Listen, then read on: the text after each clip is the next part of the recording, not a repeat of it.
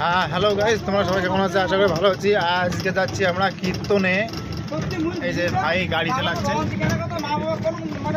টোটো চালাচ্ছে, টোটোতে আজকে বসে আছি।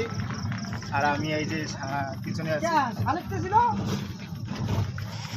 আর এই যে আমার বাজারটা দেখো, এটা পক্কার দোকানগুলো সব বন্ধ হয়ে গেছে।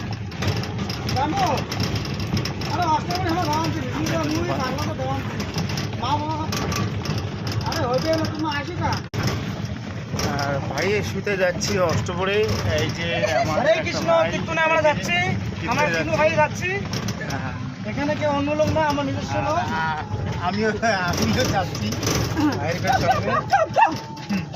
আজকে আর কোথাও যাওয়া হয়নি গাইস, বাড়িতে।